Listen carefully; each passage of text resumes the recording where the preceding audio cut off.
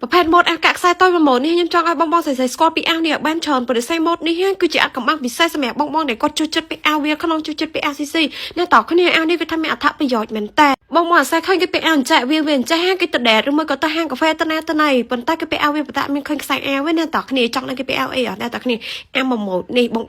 ម៉ូតនេះខាងយើងគេថាលក់អស់រាប់ពាន់រាប់ម៉ឺនអាវហើយម៉ូតនេះគឺជាម៉ូតដែលលក់ដោយប្រចាំហាងព្រោះតែមិនត្រឹមតែតម្លៃធូរថ្លៃណាគេថា PR feedback មកគេថាស្រួលពាក់ខ្លាំងបើអត់ស្រួលពាក់ទៅគេថាខាងយើងអត់យកចូលមកយកចូលហើយចូលទៀតទេបងចូលម្ដងអត់ចេះតិចពាន់អាវទេសាច់លក់អត់អ្នកតោះគ្នាឃើញតែតម្លៃធូរអញ្ចឹងមែនណាភ្ញៀវមកទិញម្នាក់អត់តាមអាវទេអ្នកតោះគ្នាម្នាក់2ម្នាក់3យកទៅហ្មង